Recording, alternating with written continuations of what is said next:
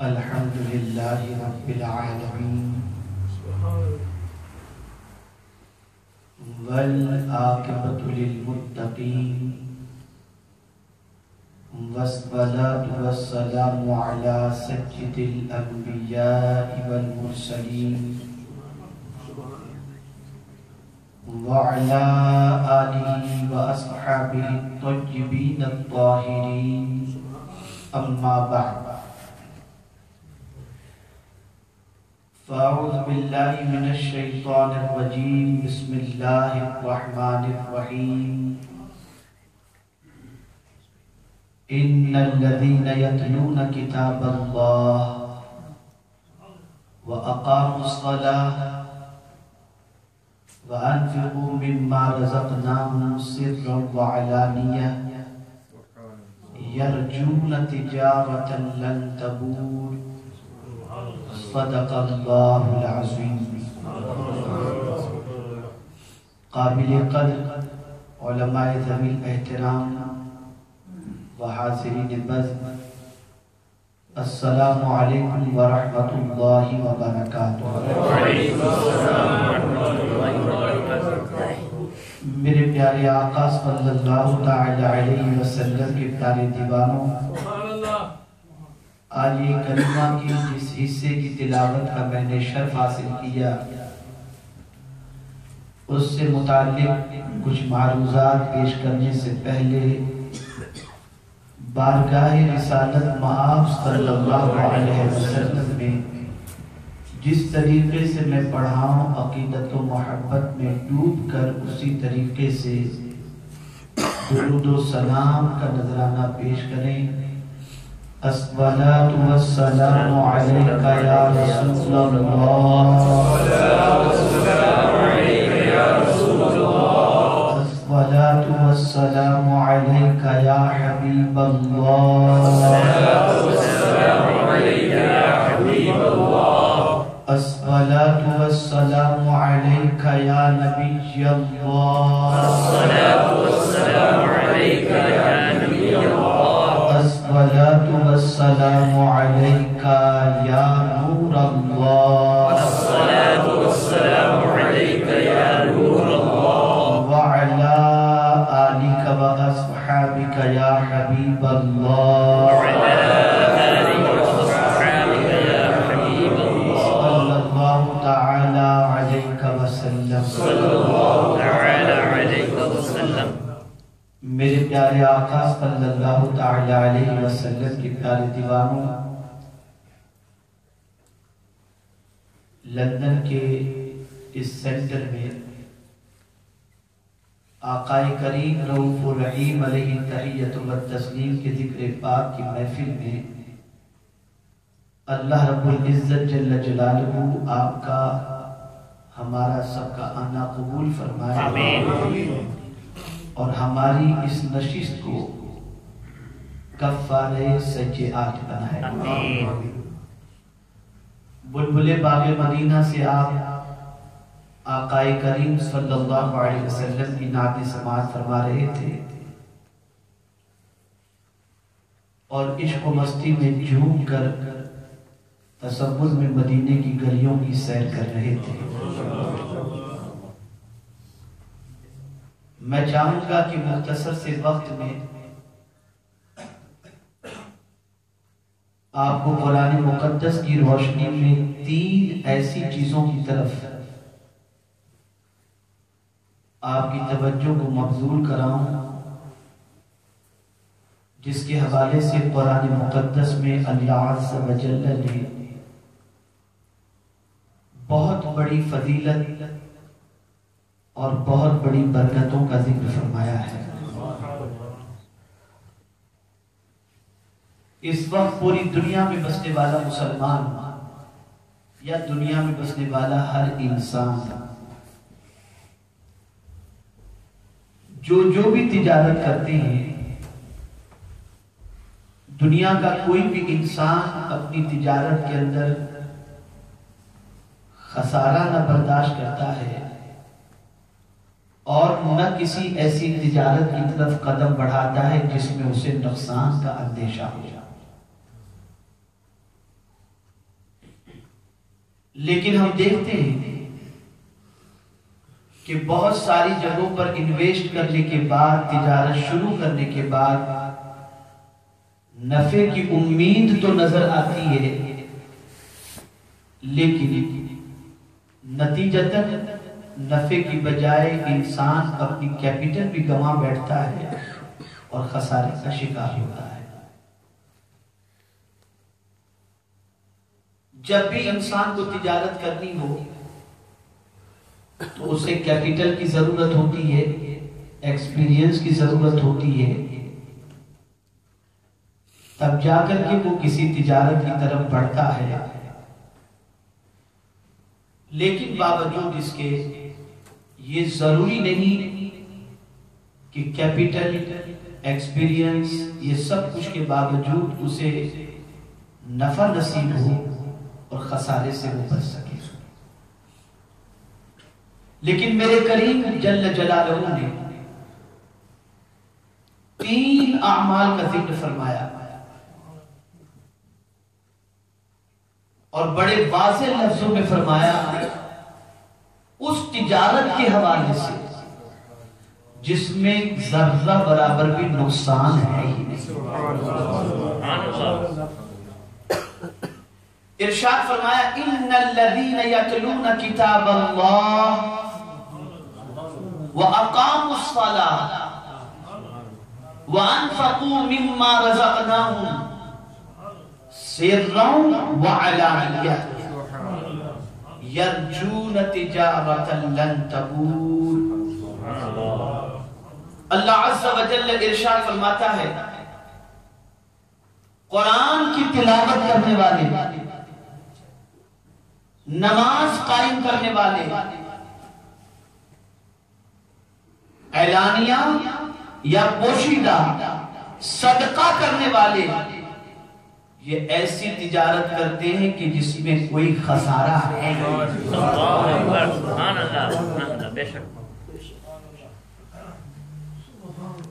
تلاوت کرنے والا جب تلاوت کرتا ہے تو یہ تلاوت اسے خسارے سے روک دیتی ہے۔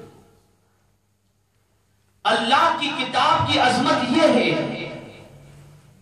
کہ اس کو پڑھنے والا جو اپنا ٹائم اسپینڈ کر رہا ہے، جو اپنا وقت قربان کر رہا ہے،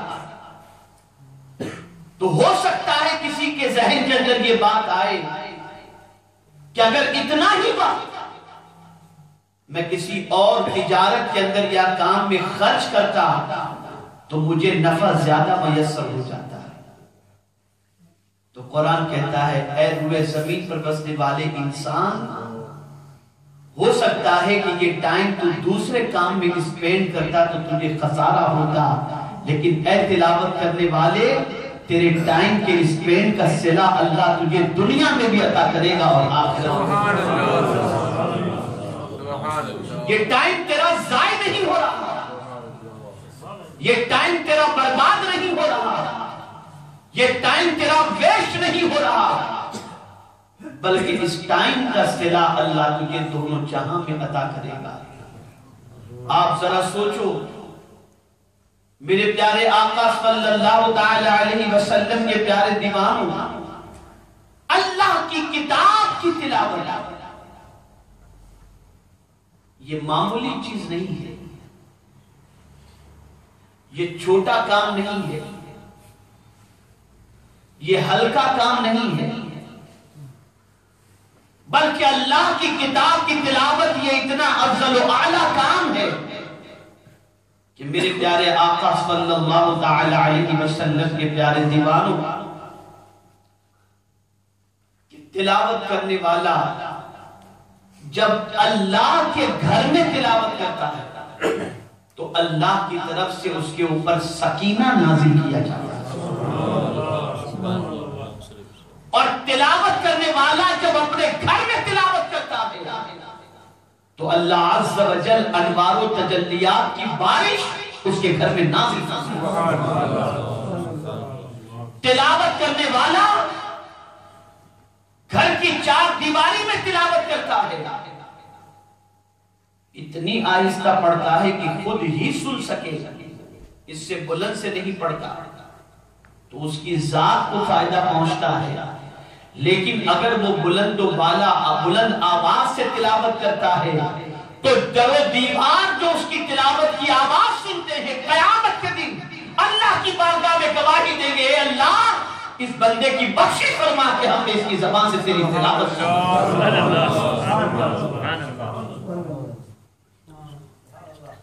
میرے پیارے آقا صلی اللہ تعالی علیہ وسلم کے پیارے دیوان میں سوال یہ پیدا ہوتا ہے کہ جذبہ تلاوت قرآن مقدس اسے مسلمانوں کی زندگی میں ہم تلاش کریں تو ناپید نظر آئے. اٹھ کر اخبار پہلے پڑھیں گے، نیوز پہلے دیکھیں گے، سونے سے پہلے نیوز دیکھ کر کے سوئیں گے، نہ جانے کس کس طریقے سے ساری چیزوں کی طرف وقت اپنا خرچ کرتے ہیں.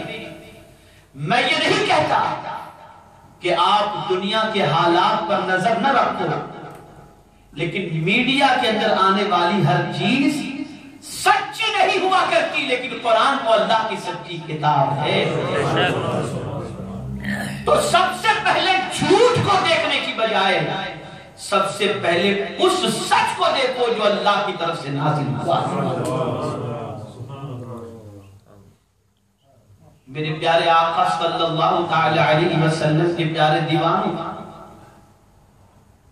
تو قرآن مقدس کی تلاوت کرنے والا جب تلاوت کرتا ہے اور اس کے پیچھے جو اپنا وقت اسپینڈ کرتا ہے تو اسے کبھی بھی یہ نہیں سوچنا چاہیے کہ یار میں ابھی تھوڑی سی تلاوت کروں گا تو اتنا وقت لگ جائے گا، ٹائم چلا جائے گا، اتنا وقت میں ادھر گزاروں تو یہ ہوگا وہ ہوگا. نہیں، اس لیے کہ قرآن نے کہہ دیا اے تلاوت کرنے والے تو گھاٹے میں کبھی نہیں ہو سکتا، خسارے میں کبھی نہیں ہو سکتا. تو صحابہ تلاوت کو حفظ جاں کیسے بنائے ہوئے تھے اور تلاوت قرآن سے ان کو تعلق کتنا مضبوط تھا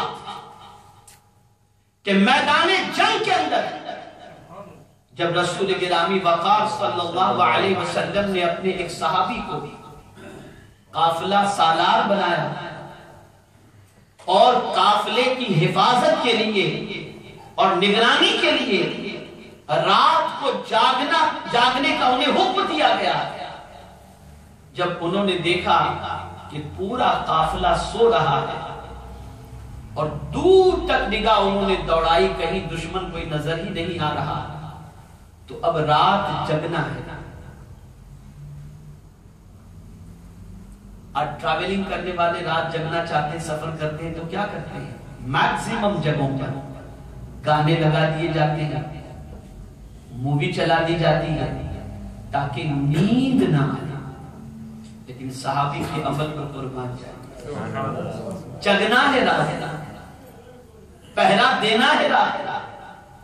دیکھا قافلے والے سو گئے اور دور تک کوئی نظر نہیں آتا تو نماز کی نیت باندھی اور پھر تلاوت شروع کی. تو ایسی صورت انہوں نے پڑھنا شروع کی جس میں ان کا دل اتنا لگ گیا کہ دشمنوں نے دور سے جب محسوس کیا کہ نگراں تلاوت میں مصروف ہے، نماز میں مصروف ہے، تو موقع پا کر انہوں نے تیر برسانے شروع کیے.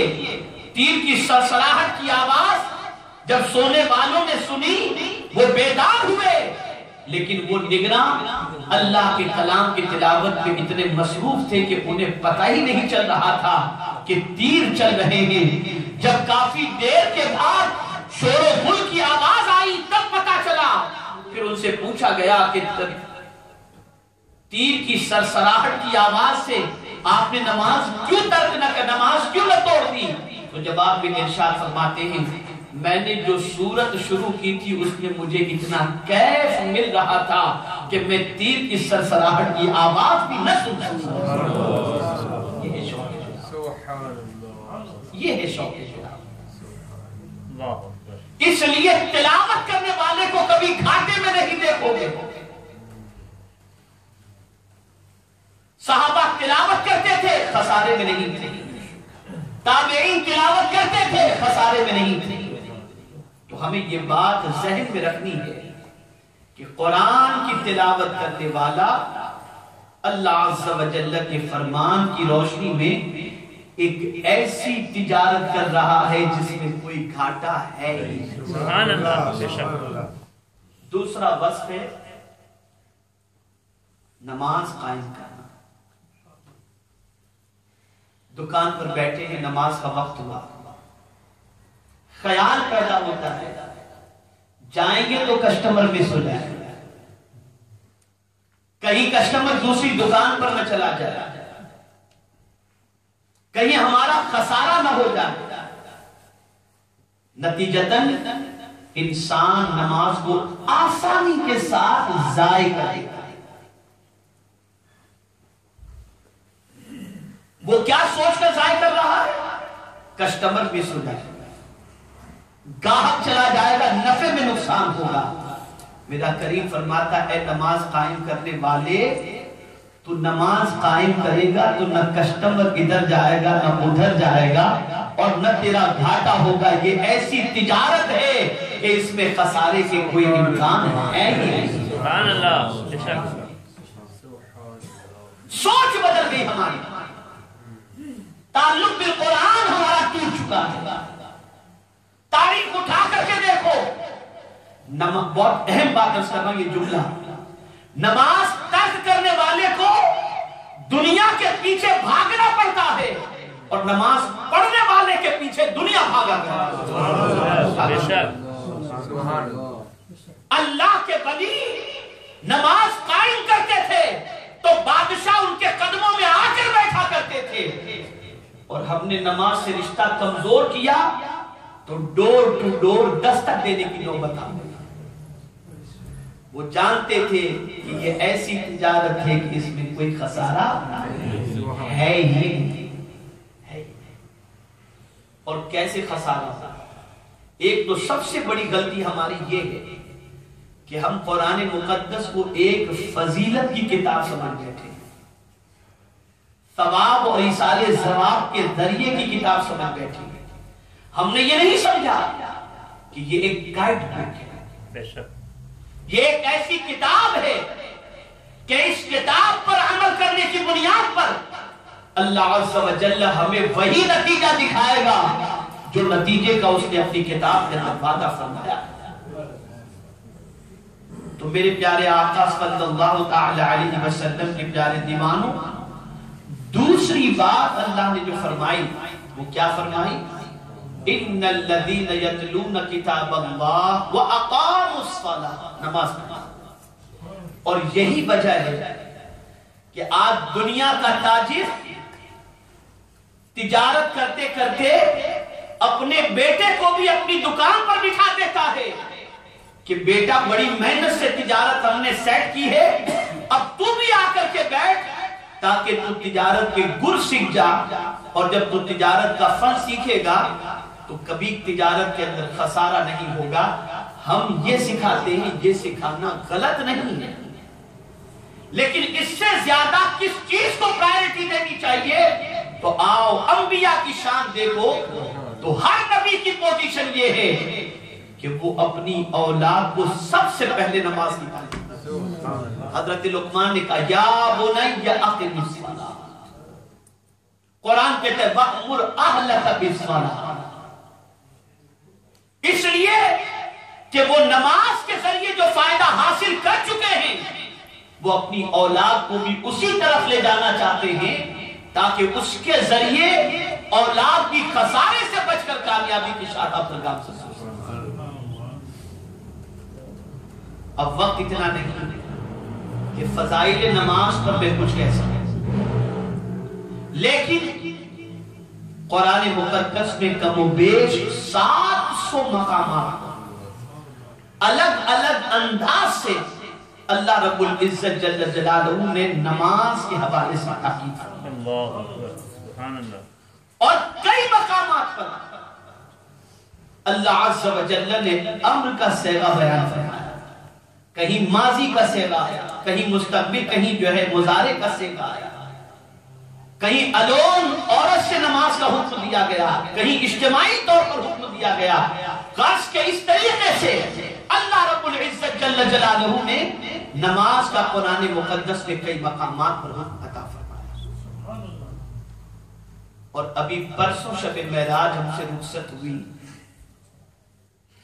ہر سال شب معراج مناتے ہیں، لیکن اس رات ملنے والے تحفے کو کتنا سینے سے لگا ہے، ذرا اسے بھی ہمیں دیکھنا چاہیے، اس کا بھی احتساب کرنا چاہیے اور جائزہ لینا چاہیے۔ تو یہ دوسری صفت ہے۔ اور تیسری صفت ہے وَأَنفَقُوا مِمَّا رَزَقْنَاهُمْ سِرًّا وَعَلَانِيَةً، ہم نے جو رزق عطا کیا اسے پوشیدہ یا اعلانیہ خرچ کرتے ہیں۔ اب آپ ذرا سوچو اور جائزہ لو سوسائٹی کا کہ جب جب انسان دین کے راستے پر مخلوق خدا کے لیے، مصیبت زدوں کے لیے جب خرچ کرنے کی بات آتی ہے تو اس کے دل پر ایک بوجھ سا محسوس ہوتا ہے کہ میرا اتنا پیسہ کم ہے۔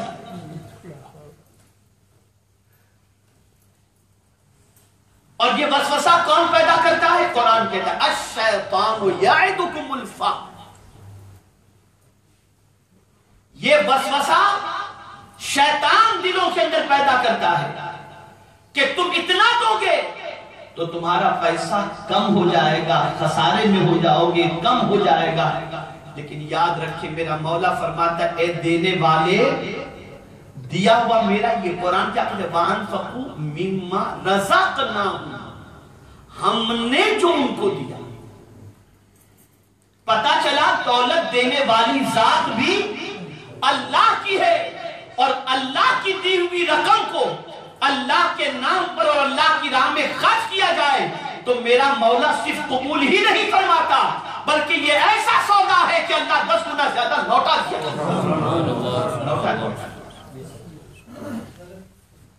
میرے پیارے آقا صلی اللہ تعالی علیہ وسلم کے پیارے دیوانوں، آج جو فیئر ہمارے دل میں، خوف، کہیں کچھ ہوا ڈر گئے، دل میں ایک عجیب سا خوف، اس کی وجہ کیا ہے؟ اس کی ایک وجہ یہ ہے کہ مال کی محبت اتنی دل میں بیٹھ گئی کہ نکالنے کو اللہ کی راہ کے اندر ہمیں ہچکچاہٹ محسوس ہوتی ہے، اس لیے خوف۔ میں قرآن کی روشنی بتاتا ہوں، اسی لیے خوف۔ لیکن جو اللہ کی راہ میں خرچ کرتے ہیں اللہ ان کے سینے سے خوف کو نکال دیتا ہے، پھر وہ کسی سے نہیں رہتے۔ قرآن کہتا ہے الذین ينفقون اموالهم باللیل والنہار سرا وعلانیہ فلهم اجرهم عند ربهم ولا خوف علیہم ولا هم يحزنون۔ وہ لوگ جو دن میں، رات میں، پوشیدہ، اعلانیہ اللہ کی عطا کردہ رزق کو اللہ کی راہ میں خرچ کرتے ہیں، اللہ ان کے سینے سے خوف کو نکال دیا کرتا ہے، غم ان کے دل میں نہیں رہتا۔ میرے پیارے آقا صلی اللہ تعالی علیہ وسلم کے پیارے دیوانوں، اب یہی بندہ جو اس طریقے سے خرچ کرنے پر مال کی کمی محسوس کر رہا تھا اور خسارے کے حوالے سے سوچ رہا تھا، اب اسی بندے کی پوزیشن یہ ہوتی ہے کہ آ گئی اس کے گھر میں شادی، اب اسی دنیا کے انسان کو دکھانے کے لیے لاکھ پاؤنڈ خرچ کرے گا، اسے ہچکچاہٹ نہیں، 50,000 پاؤنڈ خرچ کرے گا، اسے ہچکچاہٹ نہیں، اس لیے کہ وہاں بھی شیطان وسوسہ ڈالتا ہے، کمایا کس کے لیے؟ کمایا کس کے لیے؟ تو اسلام یہ نہیں کہتا کہ آپ اپنی اولاد کے پیچھے خرچ نہ کرو، اپنی خوشی میں خرچ نہ کرو، لیکن جب آپ ادھر خرچ کرتے ہو اپنے محبوب کے لیے، بچے سے آپ محبت کرتے ہو تو آپ کا بچہ آپ کا محبوب ہوا، تو آپ جب اپنے محبوب کے لیے خرچ کرتے ہو تو سمجھتے ہو کہ اسی لیے ہے، تو اللہ اور اس کے رسول کے لیے بھی جب خرچ کرو تو یہ سوچو کہ اسی کا دیا ہوا اسی کی راہ میں خرچ کرو، اسی کی راہ میں خرچ کرو۔ میرے پیارے آقا صلی اللہ تعالی علیہ وسلم کے پیارے دیوانوں، یہ تین صفتیں آج کے دور کے اندر مسلمانوں کو اپنی زندگی میں شامل کرنے کی ضرورت ہے۔ نمبر 1، تلاوت قرآن مقدس، اس کو اپنی زندگی کا وظیفہ بنا۔ میں یہ نہیں کہتا کہ آپ صبح اٹھ کر کوئی وظیفہ ہے آپ اسے نہ پڑھیں، لیکن ہر وظیفے کے ترتیب دینے والے اولیاء ہیں، اور قرآن خدا کی کتاب ہے، یہ اللہ کی کتاب ہے۔ اور جب کوئی شخص قرآن مقدس کی تلاوت کر کے، نماز پڑھ کر اور اللہ عز و جل کی راہ میں اپنی بساط کے مطابق خرچ کرنے کے جذبے سے جب نکلتا ہے تو اللہ کریم اسے اتنا عطا کرتا ہے کہ اس کا دامن تنگ ہو جاتا ہے، اور پروردگار کی انعام اور اکرام کی بارشیں کم نہیں ہوا کرتی۔ تو یاد رکھو، یہ تین چیزوں کو ذہن میں رکھو۔ نمبر 1، تلاوت کی عادت بناؤ، اور اس میں جو ٹائم اسپینڈ ہو کبھی نہ سوچنا کہ یہ آپ کا ٹائم ویسٹ ہو رہا ہے، بلکہ تلاوت کی وجہ سے اللہ عز و جل خسارے سے بچائے گا۔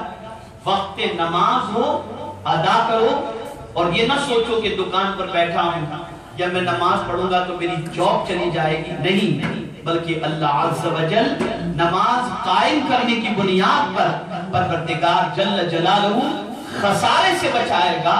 اور اسی طریقے سے اللہ کی دی ہوئی نعمت، اللہ کا دیا ہوا رزق اللہ کی راہ میں خرچ کرو، اس کے بتائے ہوئے طریقے پر خرچ کرو، مال کم نہیں ہوگا۔ یہ ایسی تجارت ہے کہ اس تجارت میں کوئی خسارہ نہیں۔ اللہ عز و جل مجھے آپ کو سب کو توفیق عطا فرمائے، اور پروردگار اپنے پیارے محبوب صلی اللہ علیہ وسلم کی نالے پاک کے سب کو پہل قرآن مقدس اور احادیث رسول صلی اللہ علیہ وسلم پر عمل کی توفیق عطا فرمائے۔ وما علینا الا البلاغ المبین۔